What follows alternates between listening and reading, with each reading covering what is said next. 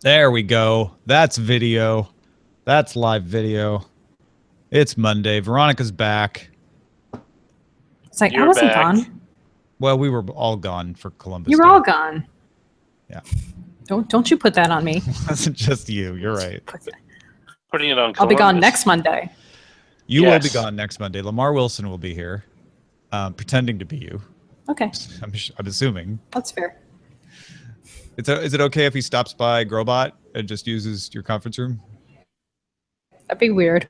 That would be. It will still be available. I don't think I canceled it. It would be a flight. It would be expensive. Maybe we won't do that. Oh, that doesn't really make a lot of sense. No. Yeah. To you, it doesn't. And then Veterans Day would be the next day we have off, but that's a Friday. Oh. Who's on Friday?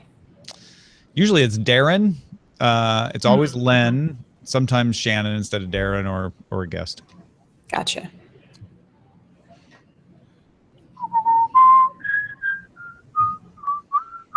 Wait, so who sang the original Holiday Road? Lindsey Buckingham. That's One Night in Bangkok is what made me think of. Mm. That is the first 3/4 of the original song is one of my favorite songs. When he gets to the bark like a dog part, it starts to get repetitive and annoying. Well, was the that song that Man in Black. I should know this. Johnny Cash? Yes, Johnny Cash. The song that he sung, I've Been Everywhere. I've Been Everywhere. And yeah, I've been everywhere. That's based on an Australian song, and they replaced all the Australian place names with American ones. Oh, really? Melbourne, Canberra. Yeah, and then they... I guess there are two other versions. I guess there was a Canadian one, and I'm not sure if there was a British one made. I mean, at that time, there was a lot of, hey, well, we could sell. Yeah. Just personalize it. It's kind of like a little bit of Monica. Yes. You just, turn all the names into local names. Little bit of Svetlana. On my thigh. Little bit of daughter by my side. That song was new when I first moved to San Francisco. Oh, really? Yeah. It would have been 99.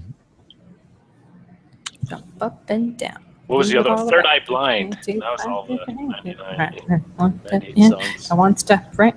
Clap your hands once and you're doing it. Right.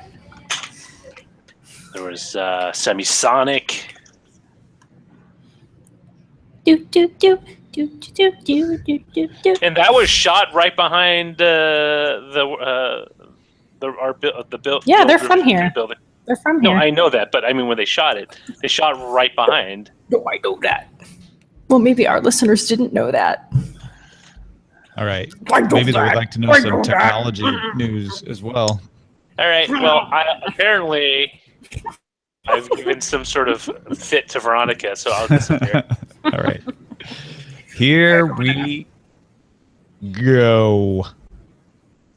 Daily Tech News Show is powered by its audience, not outside organizations. To find out more, head to dailytechnewsshow.com/support. This is the Daily Tech News for Monday, October 17th, 2016. I'm Tom Merritt alongside of Veronica Belmont. How are you doing this fine Monday afternoon, Ms. Belmont? I am great. How are you? I am well. I am excited to once again begin another week of providing the play-by-play to your technology life. Is it play-by-play, though? See, I always have a problem with that. What do you mean? Like, what else would it be? It's really not play-by-play. We're not actually talking about and Bob picks up his Samsung Galaxy Note 7. He looks wistfully as he places it into the electrostatic bag and returns it to Samsung. And it is out of here! But not After a home run. Unfortunately. So we're going to talk a little bit about Tim Cook's mentioning a cashless society to Nikkei. He would like Apple to be the catalyst of that. Apple, in fact, just hired Carnegie Mellon professor Russ Salukutnid. I thought I would be able to do this one. Salakutinov. Russ Salakutinov to head a team working on artificial intelligence. This is one of the top people at Carnegie Mellon. Will continue to be a professor at Carnegie Mellon, but also work for Apple. Now here are some more top stories. Bloomberg reports that Apple shifted its automotive Project Titan research project from building a car to building an autonomous system for cars. So it's essentially they're saying, maybe let's focus on just building a system that we could either put in our own car or license to others rather than just focusing on building an entire car. Project supposedly has a deadline of late next year to prove feasibility. The shift happened after iPod designer and former Ford engineer Steve Zadesky handed over the project to Dan Riccio. In April, longtime Apple engineer Bob Mansfield took over as team leader, and Dan Dodge, creator of the QNX embedded operating system, that's the one that BlackBerry owns now, has taken over a larger role for Apple on the team as well. So there's a lot in this story about people being upset. I take that as, yeah, whenever you're on a project that gets changed and your role isn't the same, you get upset. The bigger part of this to me is Apple was trying to see if they could build a car, realize that, hey, you know what? As everyone said, this is really tricky. Profit margins are thin. Supply chain's really complicated. Let's focus on the part we know we do well, the autonomous system that's in the car, and go from there. Yeah, I actually think it's really smart to scale back at this stage, especially if they're finding that it's becoming too expensive and too difficult to do and not fitting into their timeline. Scaling back and doing what they know how to do best is I think, a really great idea at this point. There are a lot of players coming in, and Apple has good sense about what's going to work with their capabilities versus what other people are doing out there. So to me, it makes a lot of sense. Yeah, a lot of people in our analyst Slack, I was very proud, pointed out like, hey, Apple never announced anything. It's not a failure for them to change tactics on a research project. It's only that everybody's just dying to know what they're up to that makes this feel like, oh, so they've given up. I mean, that's just what you do when you research something. You're like, let's see if this line works out, and then if we get into problems, well, let's adjust and change it to something else. I mean, can you imagine the millions upon millions of dollars invested into a project like this? You don't want to make a mistake. If you have the chance to scale back and not make a huge expensive error, well, then more power to you. I think that's brilliant. That's just good product sense. Yeah, like ask yourself, how many projects have you started and then halfway through said, you know what, I think I'm going to shift focus to something else? Would you like headlines blaring around, Bob gives up on deck, changes to smaller porch. What a failure for Bob. That would be awful. Google.com/flights launched a new feature that will show you when prices are expected to increase for certain flights. That way you can decide if you need to pull the trigger on whether you have a little time to wait before booking. Bar will also recommend alternate airports or dates that could save you money. The updates should roll out in coming weeks, and this puts the search engine service in closer competition with mobile app Hopper.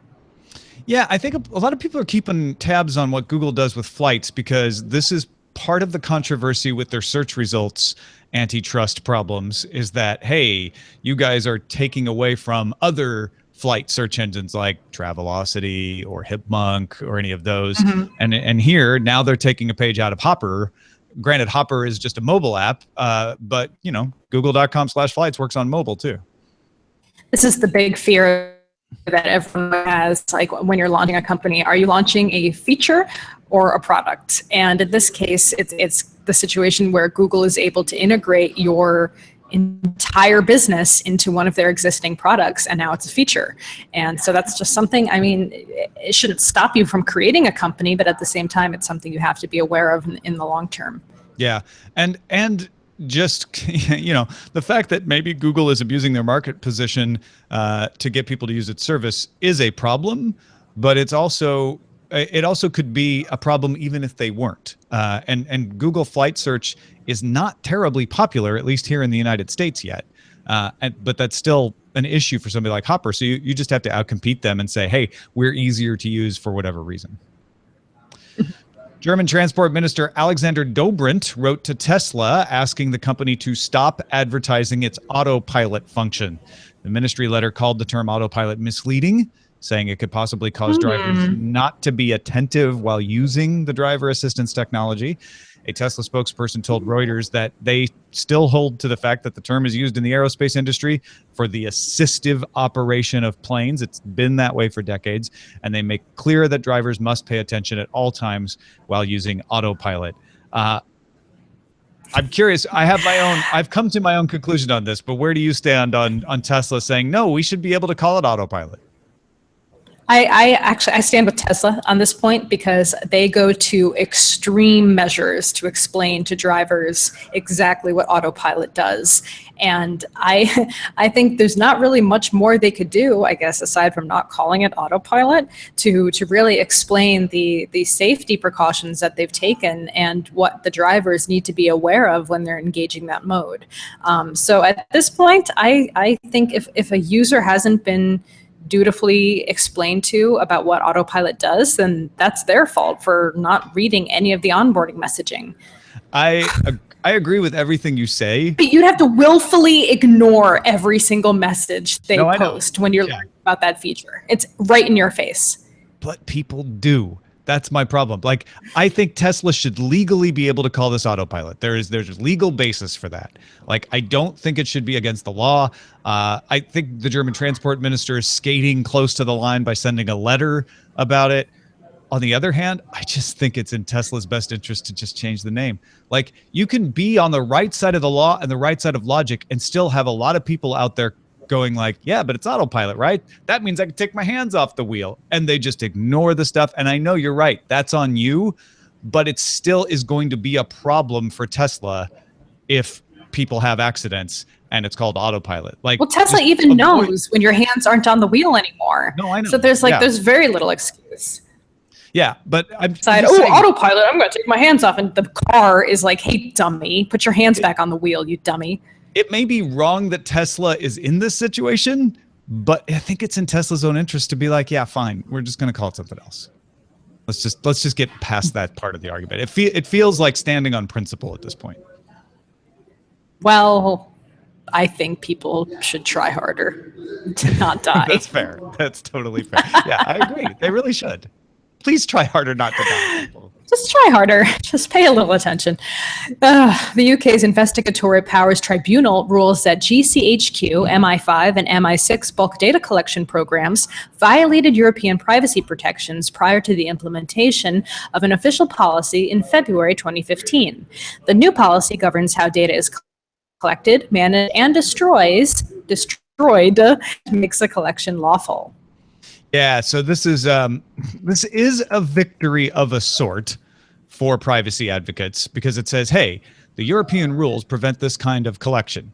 However, the court did say, but hey, they put in this new policy back in February last year, so everything's cool. Keep on keeping on. Just collect away.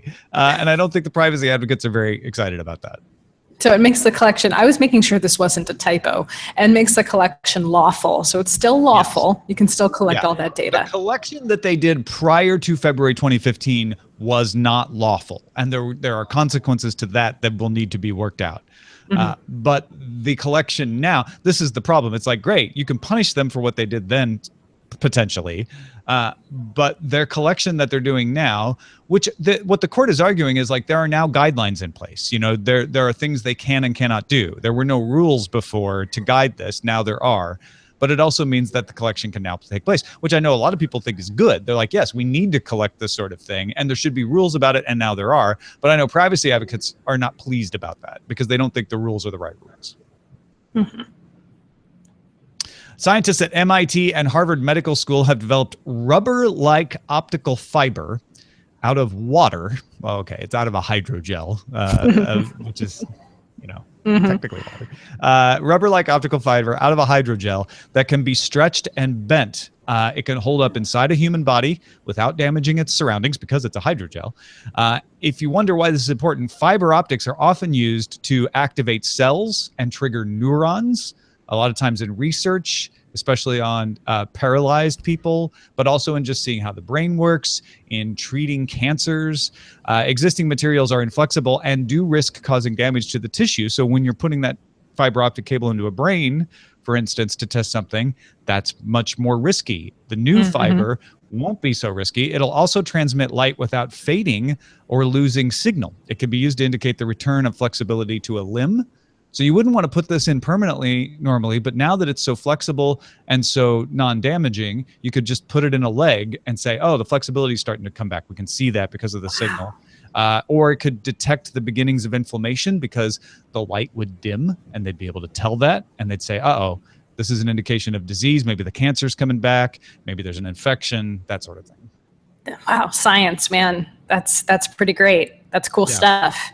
And connected to that a little bit, Geek.com reports that a group at the University of Pittsburgh Medical Center have implanted quadriplegic Nathan Copeland with a series of chips that can let him feel with a robotic arm.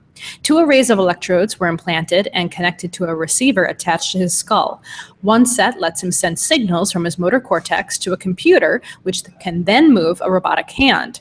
The other set sends signals from the robotic fingers into his sensory cortex. So they are directly like rebuilding those connections, which is amazing. Yeah, now this is a lot of proof of concept right now. So the big thing they're able to do is 20 out of 20 times with a blindfold on, he could tell you which robotic finger was being touched. Like he'd say index finger, pinky finger, etc. So they've gotten that down, but it still has to go from a robotic hand to an external computer to his brain. They're not re-hooking up his own limb, and it's not all happening within his own body yet. But still, like you could now you solve those problems because you have the really hard problem starting to be solved of figuring out how to send sensory input back to the brain. That's huge. That is really, really huge. What a phenomenal outcome. I'm so excited about stuff like this. I've been reading about this kind of technology for the last year or so. I think they've been working on it for a while, and there seems to be a lot of great strides happening. Yeah, well, I remember, I don't remember if it was Daily Tech News Show or Tech News Today at this point, but not too long ago, talking about the first step here happening for the first time. The first time someone was able to actually send impulses from their brain and control a robotic arm. And we're already like, yeah, okay, we can do that. let's start sending it the other way. Let's start sending it back in. And granted, they say it's not like, not all fingers are at the same sensitivity, which implies that maybe some of those electrodes aren't in the perfect place yet. And I wonder, I don't know if this rubber-like optical fiber could help them refine that. Maybe it could, maybe it can't. I don't know enough about it. But we have so many of these kinds of advances happening that, you know, we're setting up the circuitry now. It's becoming a matter of just refining how good it is and making it work on a more wearable or internal basis. Yeah, it's pretty phenomenal how fast the technology is moving forward now. Yeah. Well, thanks to everybody who participates in our subreddit and brings us great stories like this. Submit your own, folks, and get in there and vote on the others. dailytechnewsshow.reddit.com. All right. So as I mentioned earlier, Tim Cook was giving an interview to Nikkei. Did talk a lot about artificial intelligence, machine intelligence, things like that. But one of the things he said that caught my eye was, we would like to be a catalyst for taking cash out of the system. We don't think the consumer particularly likes cash. Now, in the Fortune article about this, they talked a lot about whether Apple Pay could actually be the one to do this or not. Let's set that aside for a moment. There's plenty of competitors for Apple Pay, and there's plenty of things to talk about there with Samsung Pay, Android Pay, and MasterPass, etc. But let's go with that catalyst. Could any of these develop an ecosystem that means we don't need cash? And do we want that? I would love to not have to be dependent on cash.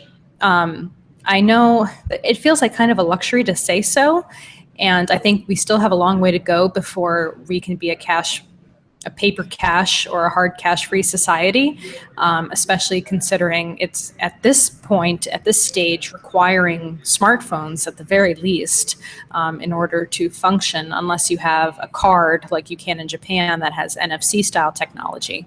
We haven't really picked up that trend in the same way that a lot of Asian countries have, unfortunately, because that would make this sort of thing a lot more easily spread, especially to people who can't afford or don't want a smartphone device.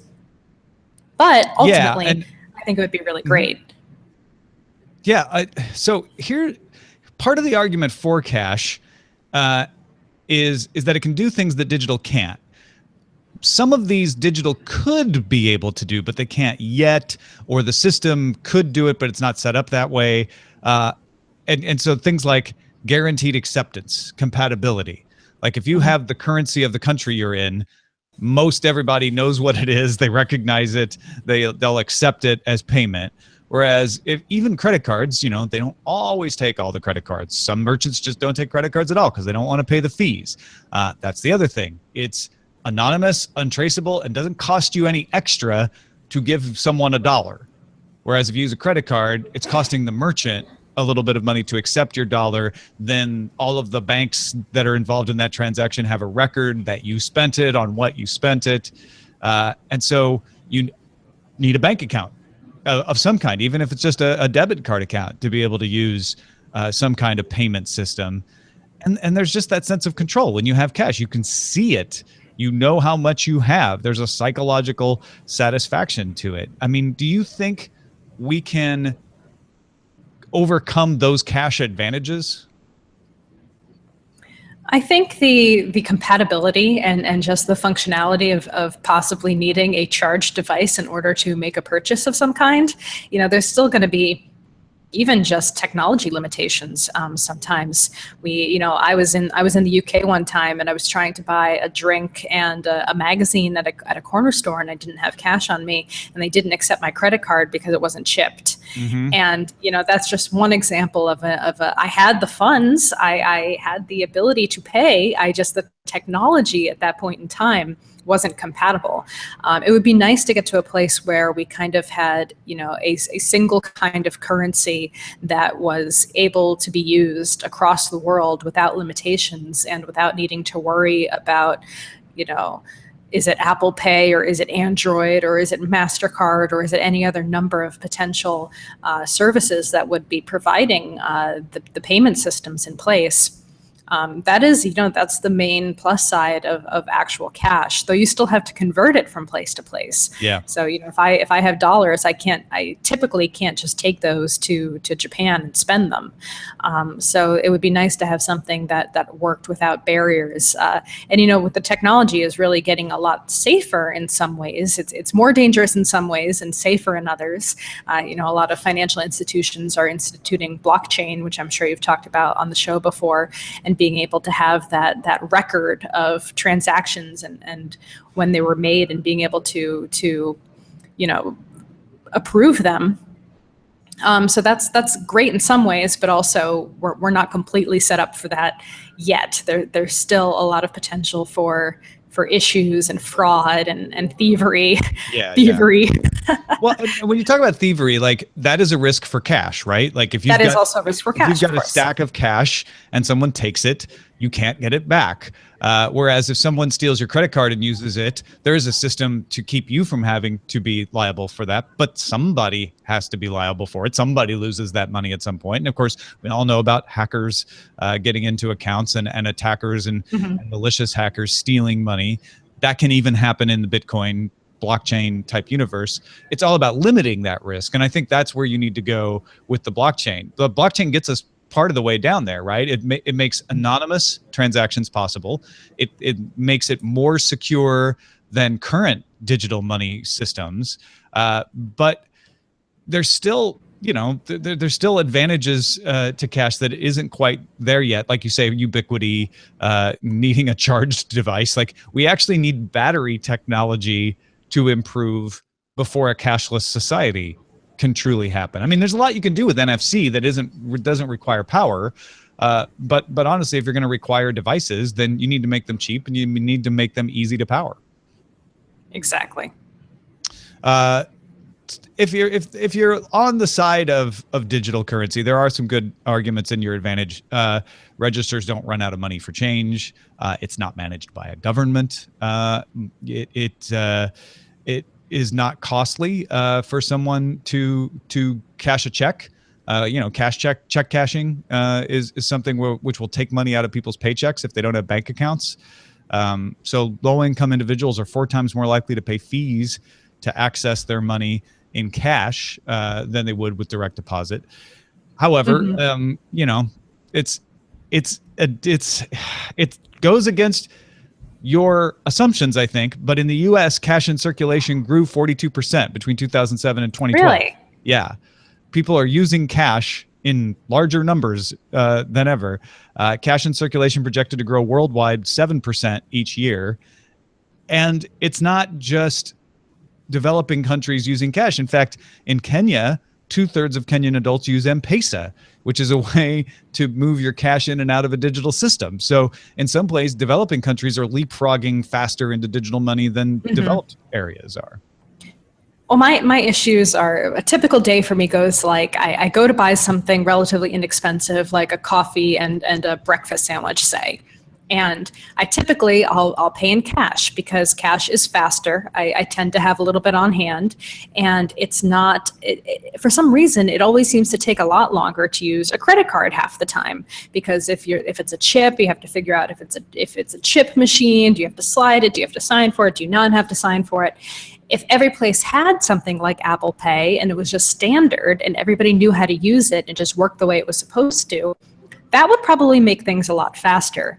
But right now it seems we're kind of in this confusion state where nobody knows what the easiest, most convenient payment method is. And so maybe a lot of people are just defaulting to cash because they understand it and know how it works, and they don't have to figure out which app they need to open up on their phone in order to use it. Yeah. I mean, Apple Pay works really well when it works, but you need Apple devices to make it work. If it was an open standard that everybody used, that would be great. But it's not. Samsung Pay, same thing. Android Pay, same thing. Everybody has a fiduciary interest in keeping you from using other platforms, though. So it's kind of working against what we all need, which is why governments being involved with cash was a big innovation in its day when that came along, because it was a third party saying, we're going to step in and get rid of all these confusing bank notes that people are passing along and re-signing and signing over, and we're just going to issue the paper money from our third party and get rid of the competing interests. All right, let's get to our pick of the day. Rob in Maidenhead, Australia, has a suggestion called Should I Answer? Basically, it crowdsources anger at telemarketers, he said.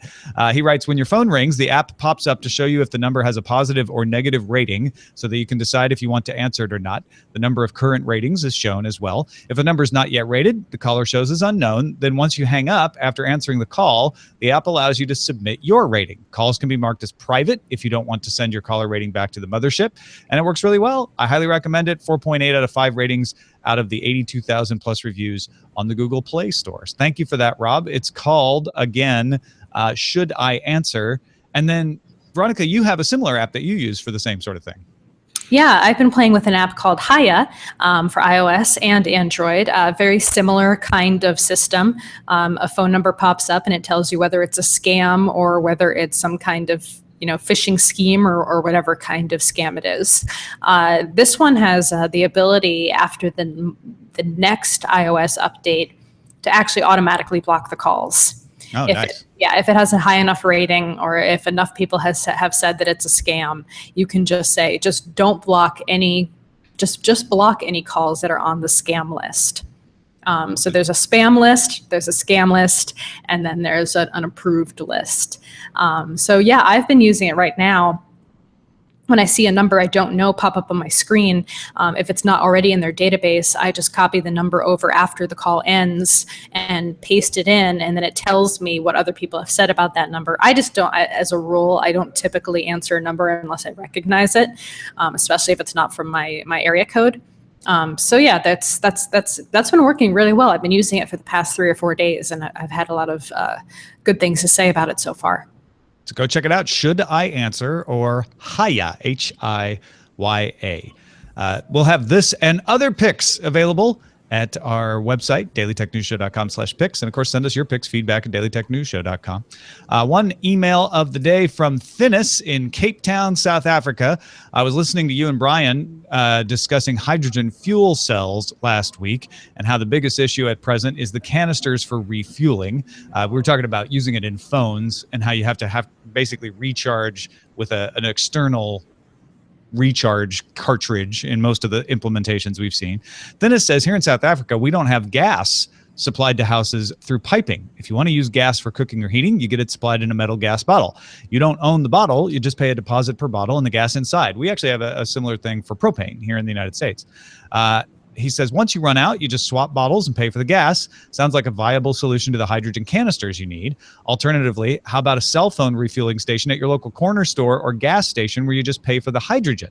Second, though, comes from watching The Martian. You know the line about hydrogen in an open flame and exposed oxygen. Not a great track record. Now think smoker with a cell phone next to his ear. Maybe that smoking Note 7 was just ahead of its time? Too soon? Yeah, no, it's a fair point. Hydrogen is unstable, and it's not like it is necessarily less flammable than a lithium-ion battery, but it does seem to have an easier way of keeping it from being destructive, at least from what I've read. And all those solutions that he's mentioning about swapping out gas bottles are interesting, Veronica. Would you find any of those worth your while to do that instead of having to have a lithium-ion battery? Wait, what? Wait, I need to carry a bottle with me? No, you just swap out cartridges when you need to recharge instead of having to plug in. Boom. No, I don't want to do that. No. See, that's the thing. No. Even if you have swappable cartridges, I think people just have it in their minds that, you don't want to have to do a thing except plug it in at the end of the night. Mm-hmm.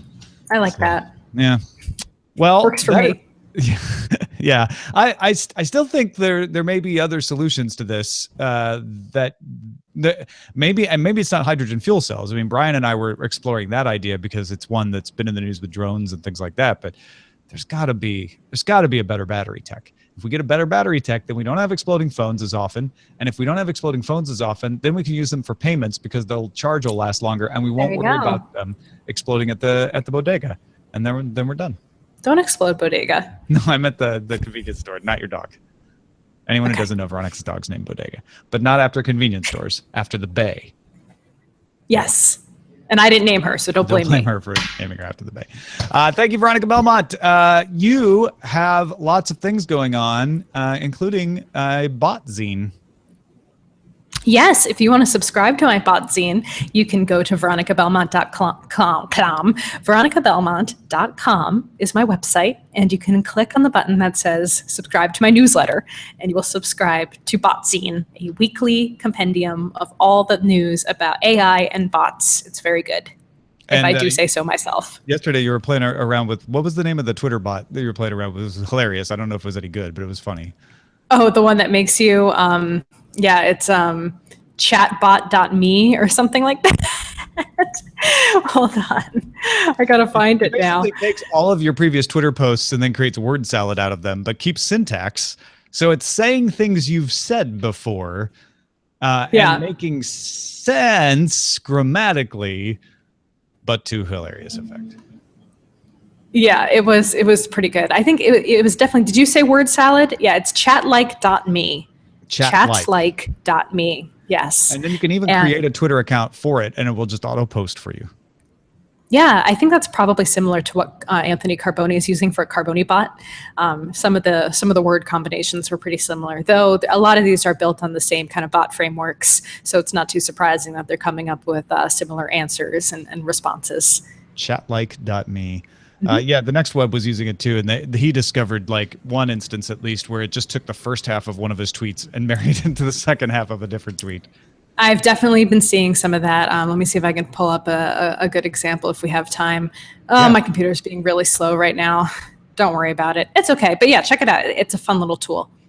Thank you to everybody who supports this show. You can find out all the different ways to support us. If you have a little extra cash, like $1 a month, we'd love to have it on Patreon or PayPal. We also have a store. We're in the midst of reworking the store, but we've got T-shirts and mouse pads and coffee mugs out there with DTNS on the logo. You can support us that way. All that stuff is found at dailytechnewsshow.com/support.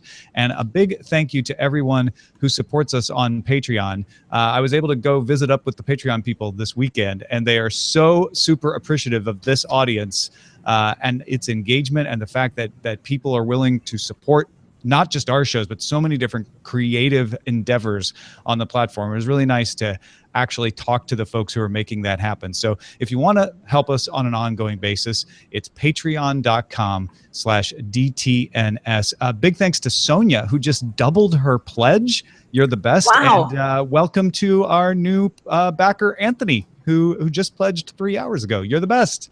Welcome into the club. Everyone welcome them on Patreon. Patreon.com/DTNS. Our email address is feedback@dailytechnewsshow.com. We're live Monday through Friday, 4:30 p.m. Eastern at alphageekradio.com and diamondclub.tv. And our website is dailytechnewsshow.com. Back tomorrow talking about the PlayStation VR with Patrick Beja. Talk to you then.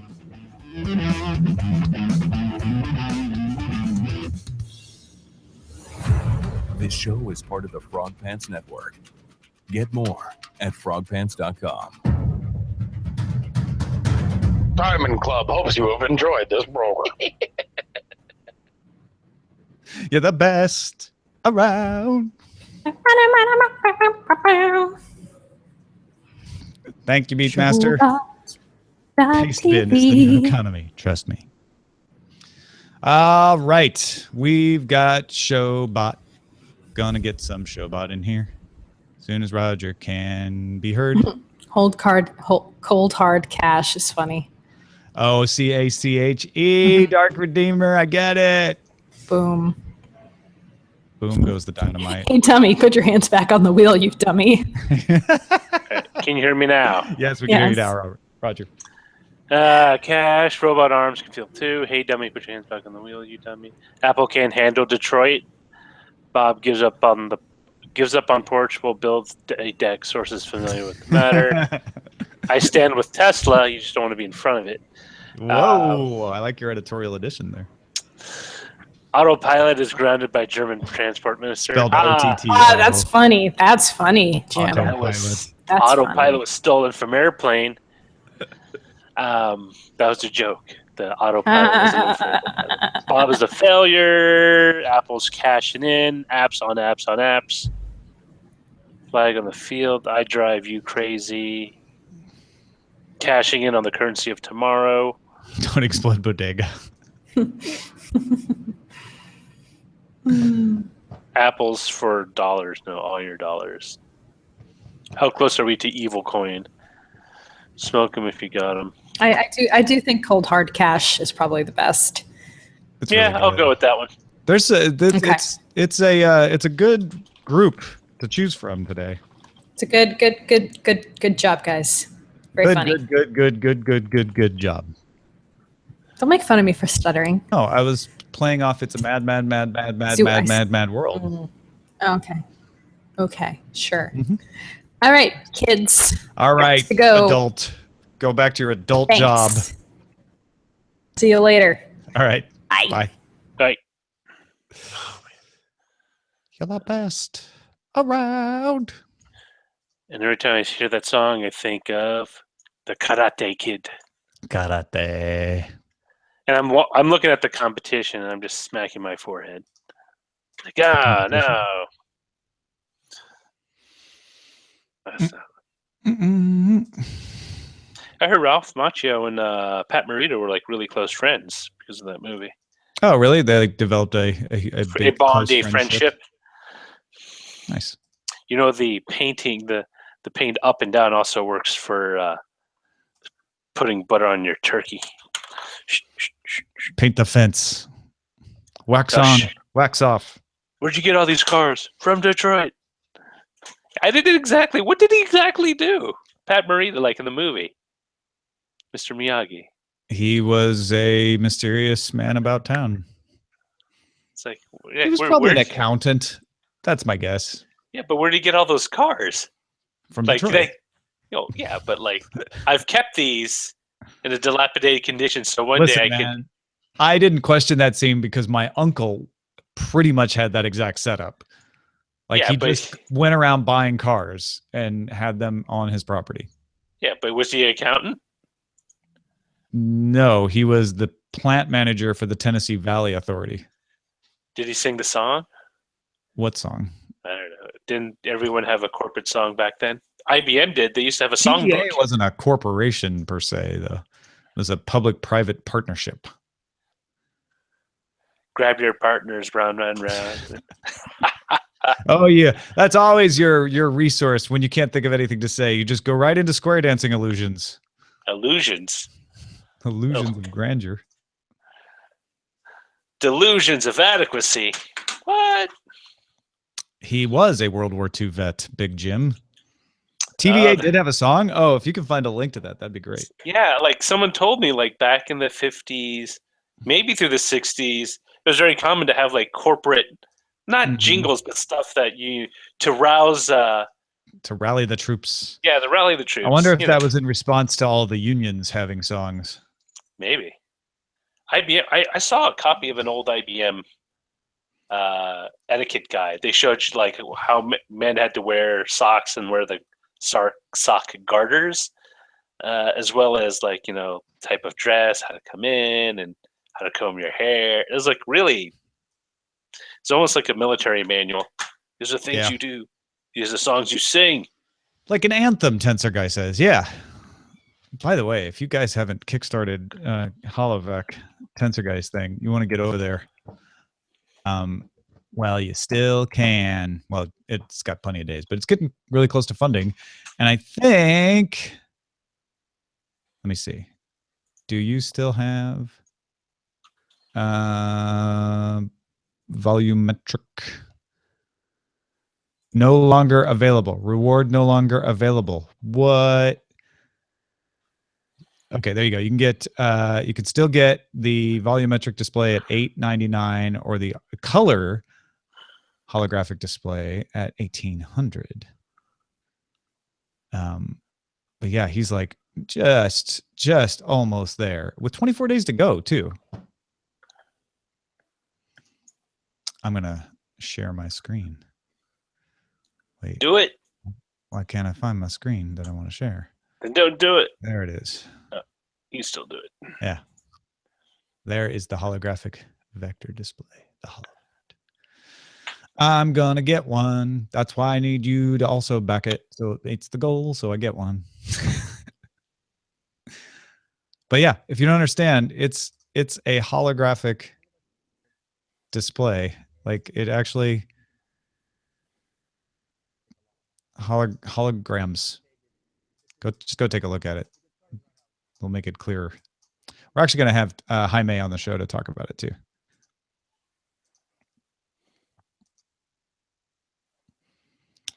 Big Jim. What is this? He sent a link to a corporate song, the TVA song.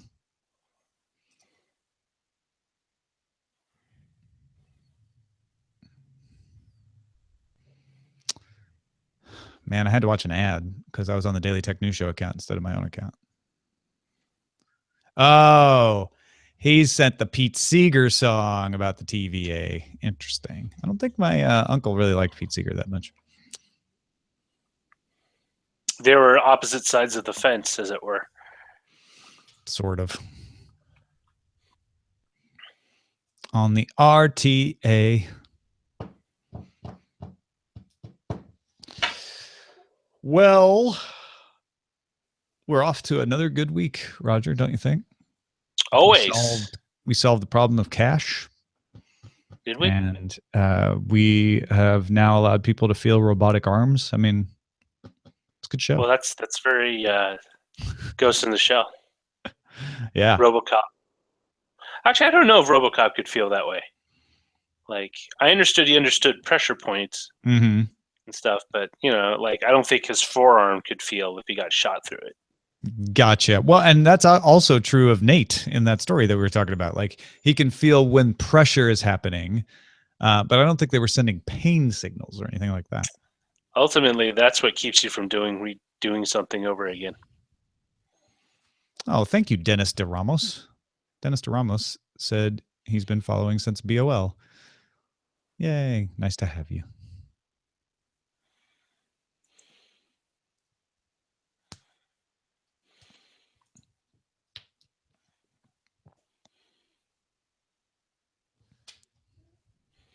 Roger has no response to that. None. Wait, what did he say? He said he's been following me since BOL, Buzz Out Loud. That's at that CNET place you've never heard of. Never. Yeah, I used to get a check from there every once in a while. Now, you left before CBS bought CNET Networks, Yes. right? So you were never a CBS employee. Thankfully, no. Why? Thankfully. Well, I don't know if that would perhaps adulterate my chances for any future job. And No, I think it would enhance them if anything. No? I don't know if that's true anymore.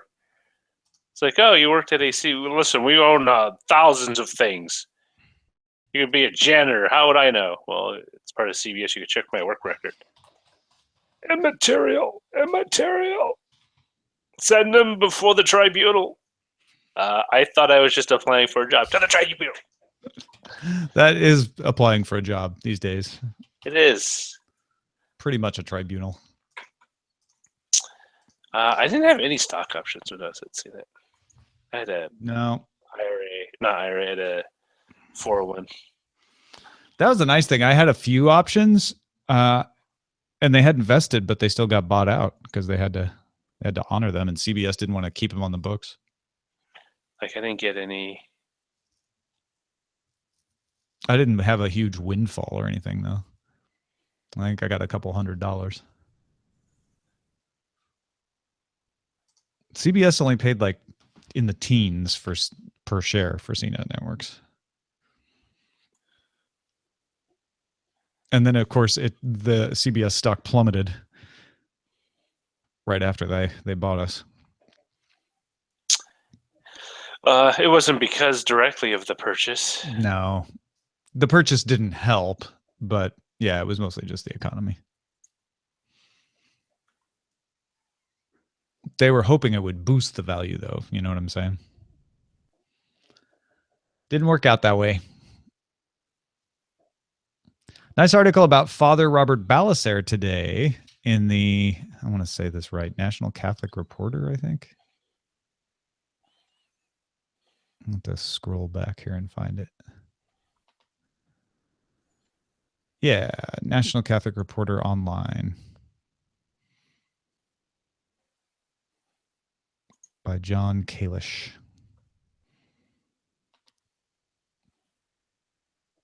Mentions him being in the chat room around Tech News Today and stuff. It's kind of cool.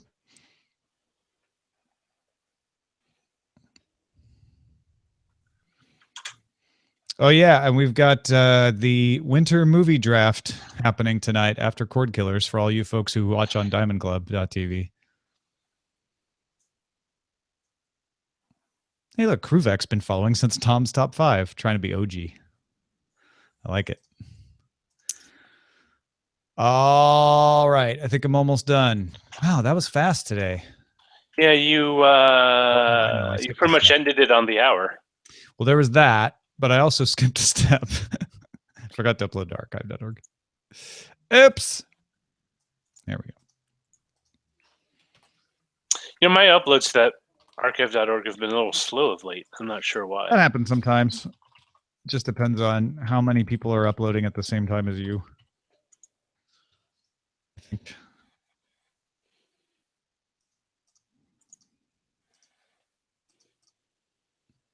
Their grant.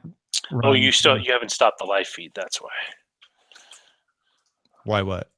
Oh no, I was just looking to download the. Oh yeah, you won't be able to download the video yet because it's not done yet. It's still happening. Still happening. It's happening again.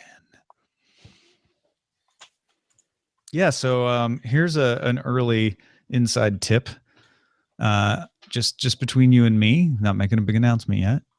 Ron Richards and I are working on a Twin Peaks podcast in advance of the upcoming Showtime revival of the series. You are piquing everyone's interest. Get it? Peaking?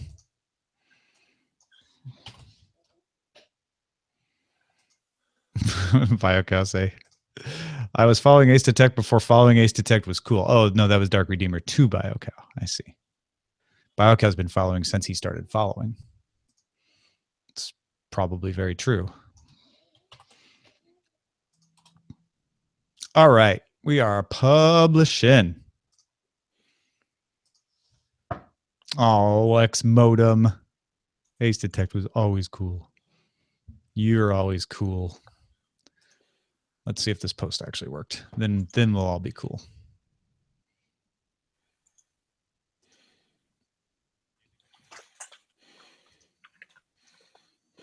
Yep, it worked.